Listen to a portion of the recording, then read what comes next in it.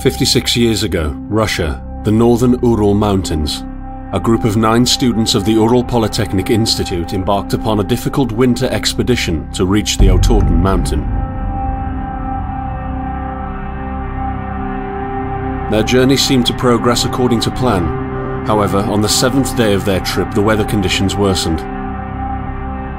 They lost their orientation and were forced to set up a camp on the slope of the mountain called Kholat. It was their last stop. 3 weeks later in Yekaterinburg, when their families received no word of their success, the first rescue expeditions were sent.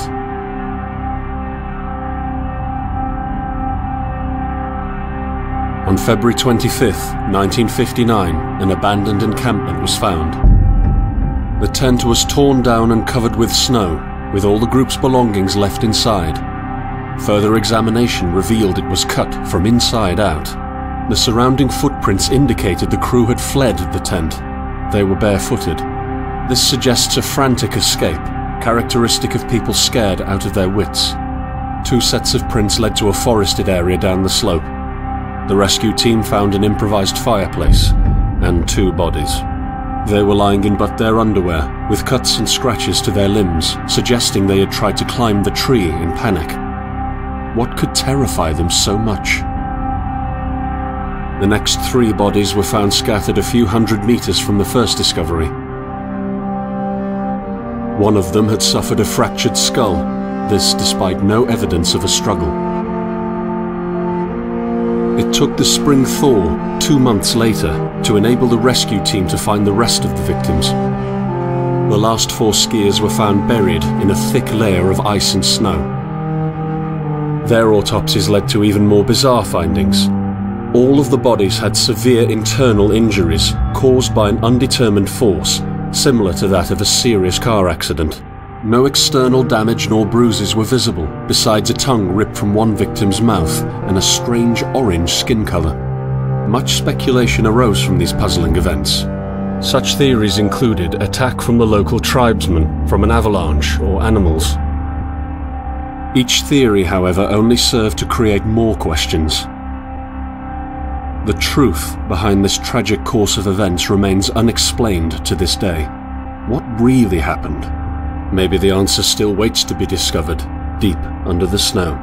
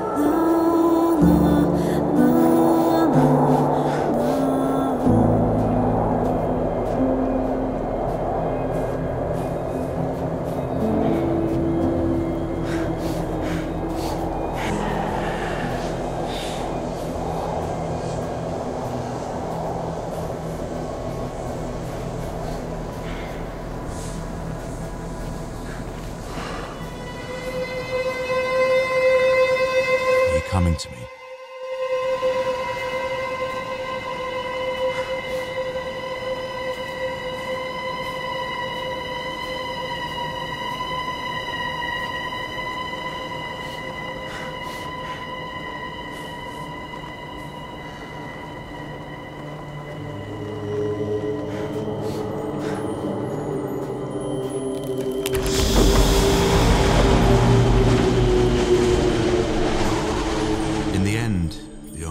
I saw was a flash, an insufferable burning light.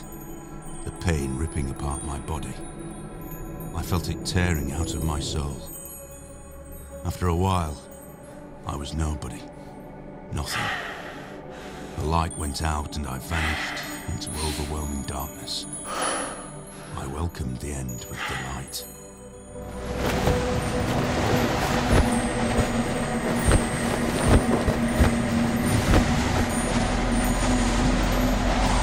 I am right behind you.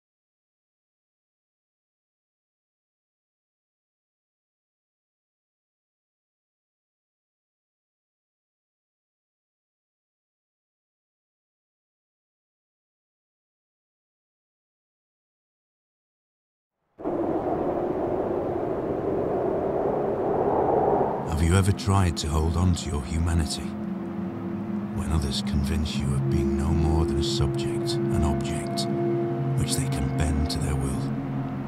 When they told you that you were a monster that deserved punishment, and you could really not remember your sins? When they took away your loved ones, leaving you to rot in the dark? The problem is, it's in their darkness. You have never been alone.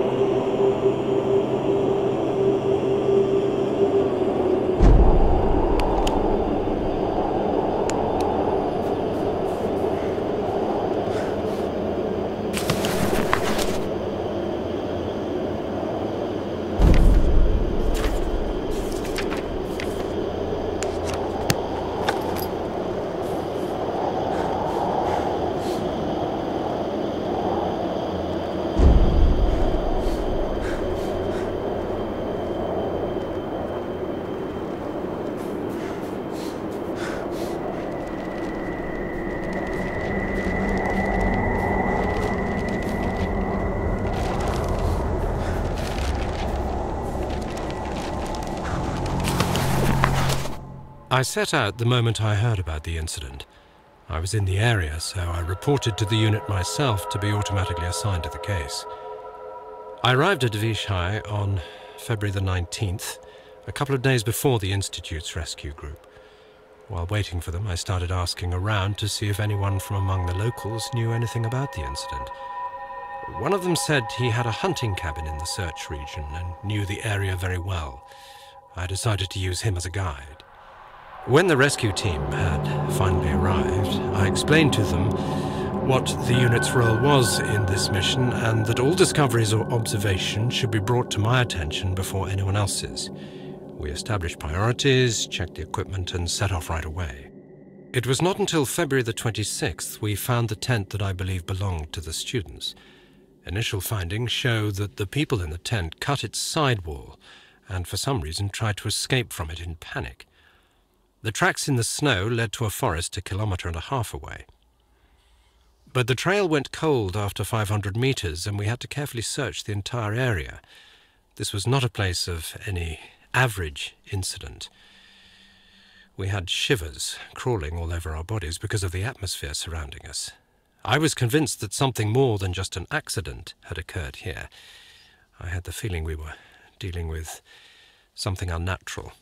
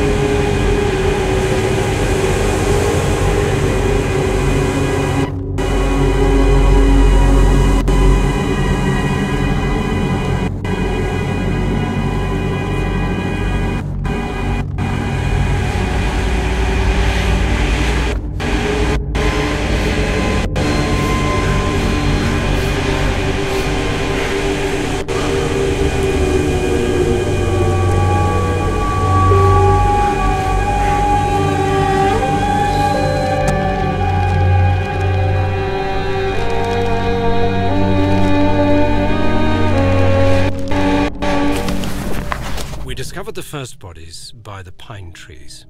A makeshift campfire suggested they tried to warm up. The bodies were only in underwear. I decided to thoroughly search the area between the tent and the tree line. I discovered the other bodies every few hundred meters apart. Their position indicated the victims attempted to return to the tent as fast as they could. This could mean that the threat was gone and the group decided to go back to the tent, or just the opposite. Someone or something appeared from the forest and forced its victims to run.